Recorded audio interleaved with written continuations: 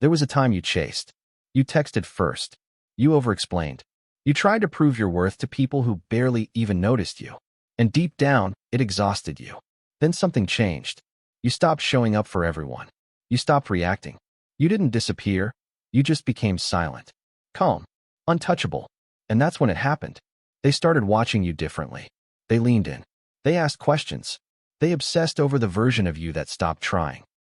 You had stumbled onto something powerful, not arrogance, not ego, but a quiet, cold clarity.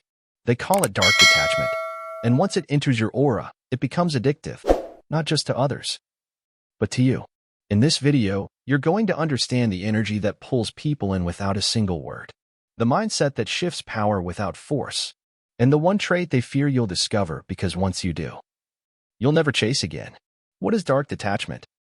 You've probably been told that being emotionally available is attractive, that expressing yourself instantly makes you authentic, that chasing love, validation, and approval is what real men do. But how's that been working out for you? Let's be honest. When you care too much, when you try too hard, when you seek validation, what happens? You get ghosted. You get overlooked. You get disrespected. And yet, the guy who barely says a word, the one who doesn't chase, doesn't explain, doesn't react, he gets all the attention. That's not an accident. That's dark detachment. Dark detachment is not about being cold or cruel. It's about being calm, controlled, and centered. It's the energy of a man who doesn't beg to be seen because he's too focused on building himself. He's emotionally independent. He doesn't collapse when ignored. He doesn't text paragraphs when someone pulls away. He radiates mystery. Not because he's hiding something, but because he's mastered the art of not oversharing. You feel it when he walks in a room. He's not loud. He's not flashy.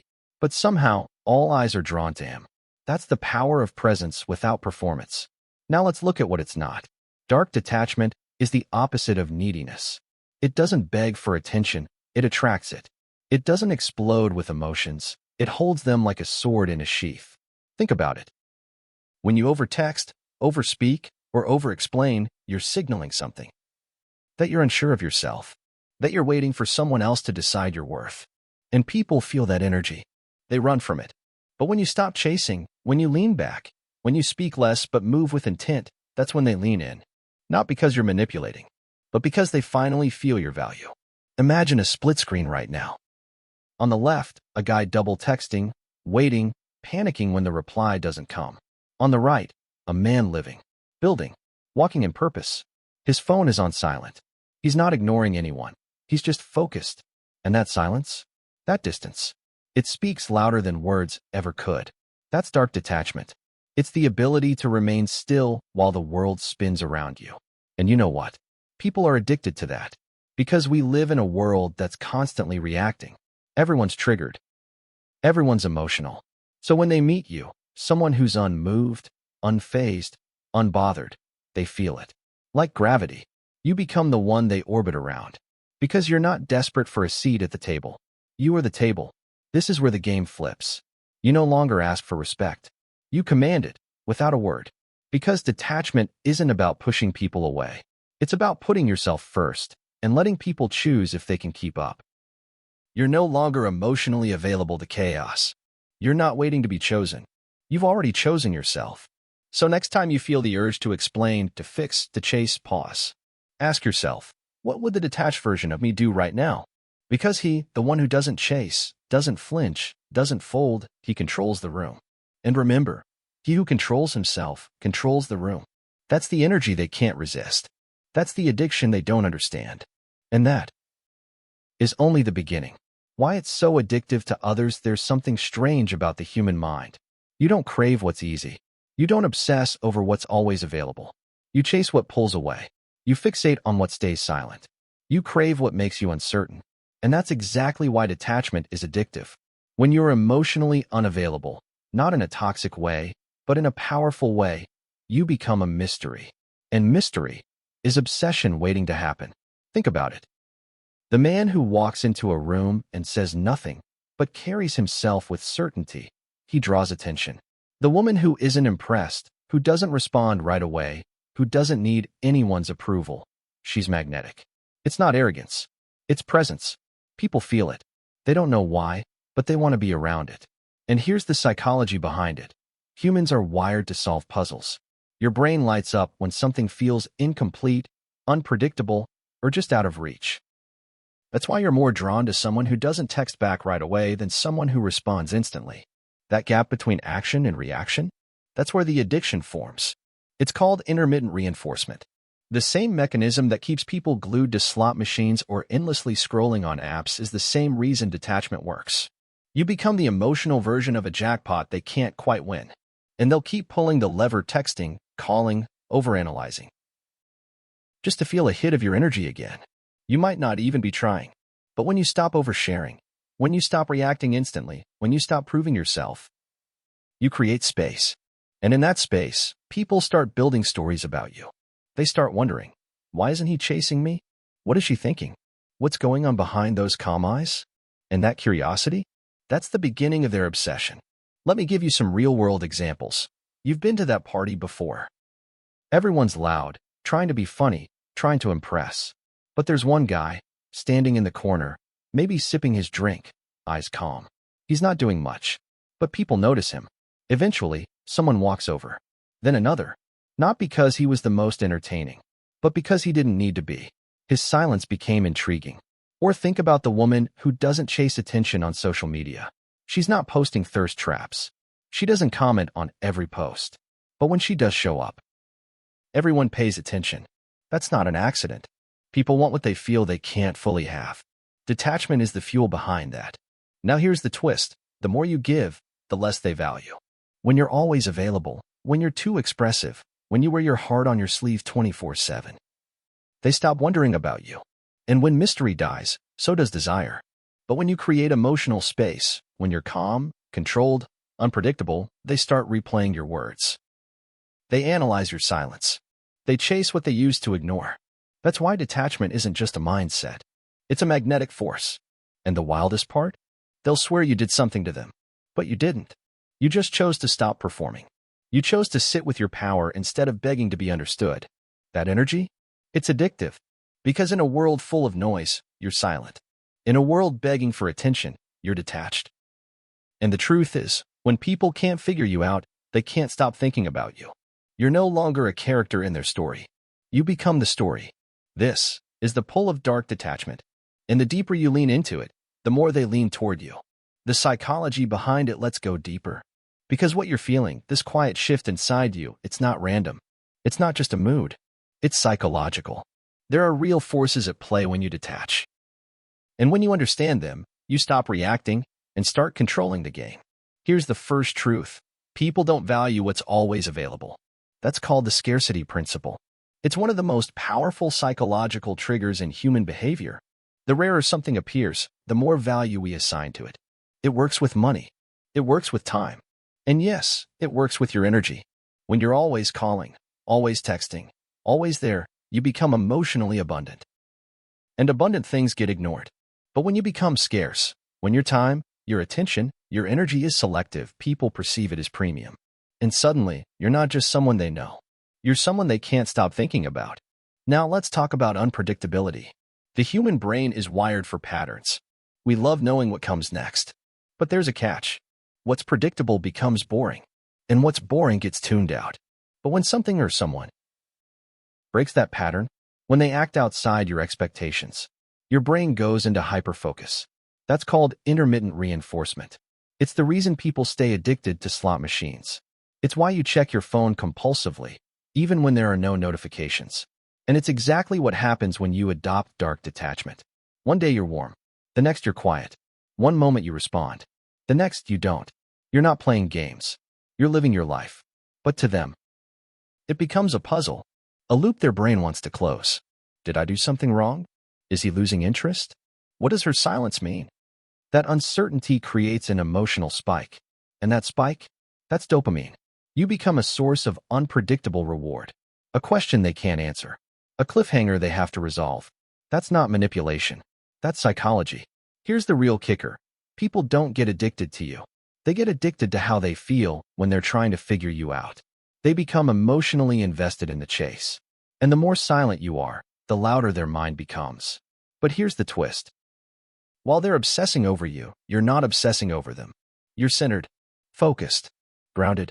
That's the power of emotional self-control. You've probably heard of the Stoics, men like Marcus Aurelius, Epictetus, Seneca. They taught one simple truth: he who masters himself cannot be mastered by anyone else. Dark detachment follows the same code. It's not that you don't care. It's that your care is directed inward first. You control your reactions.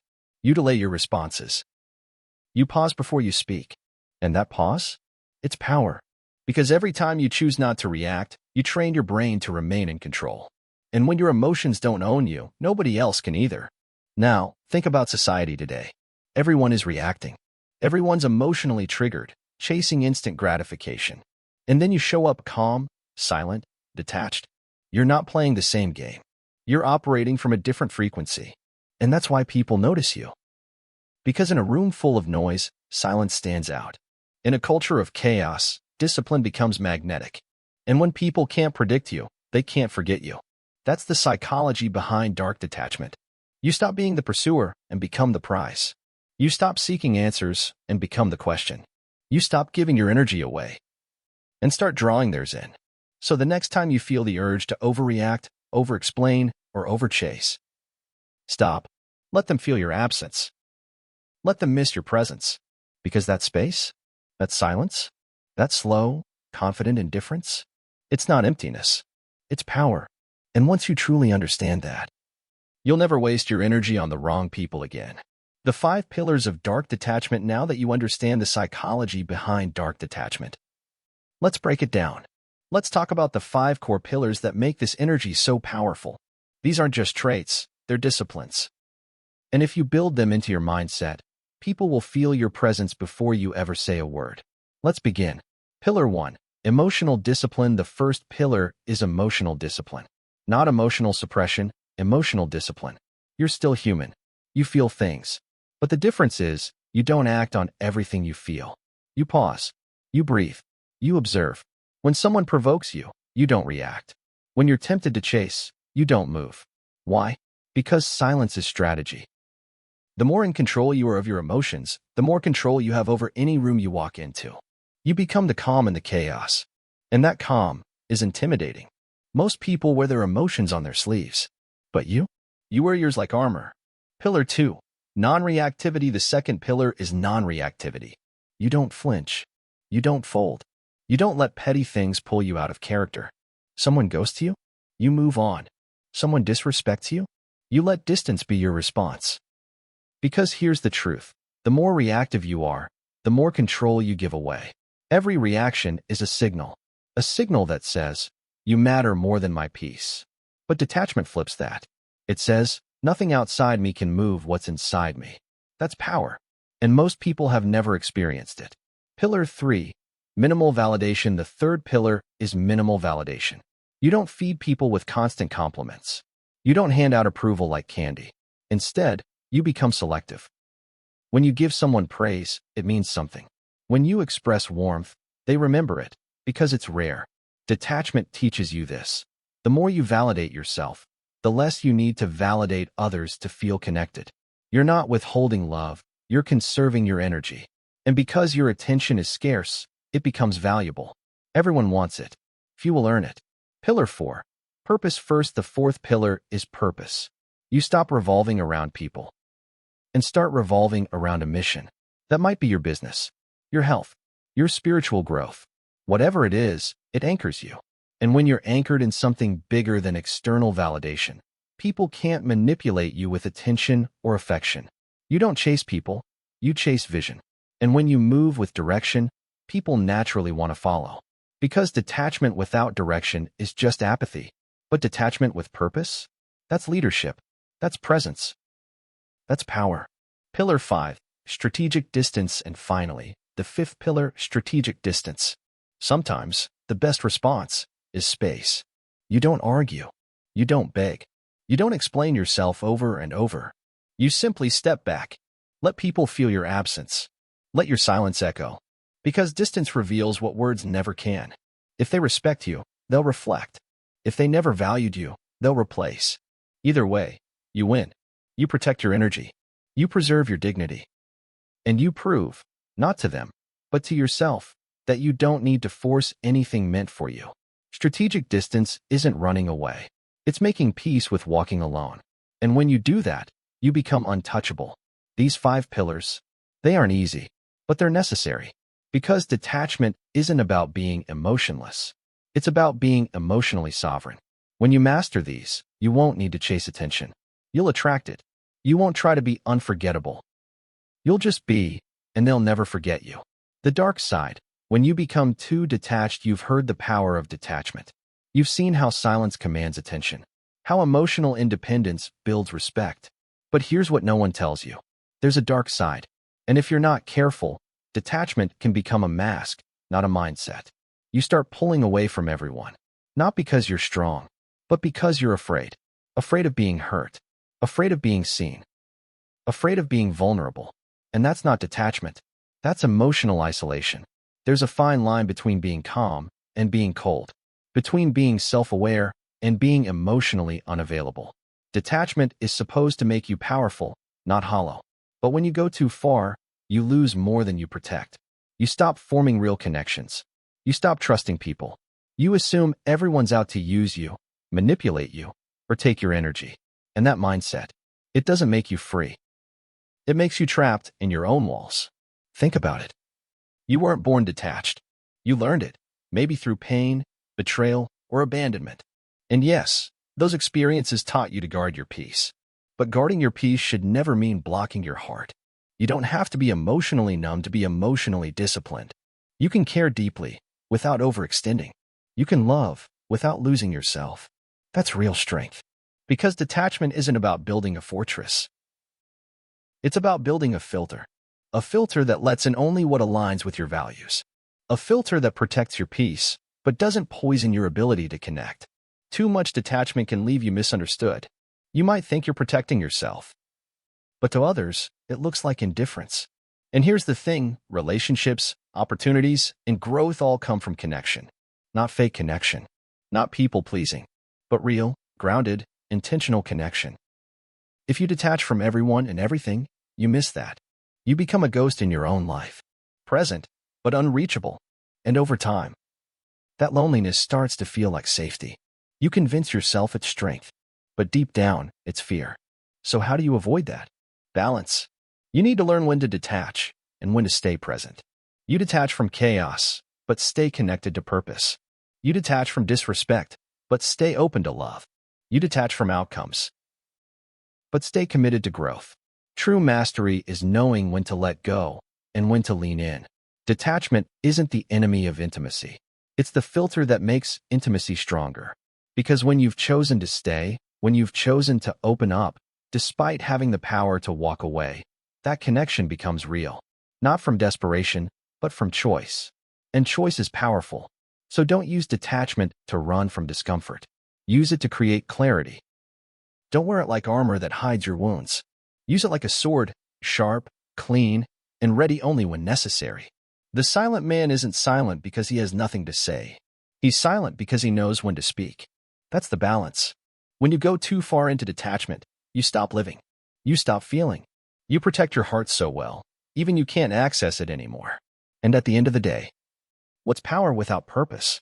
What's peace without connection? The goal isn't to feel nothing.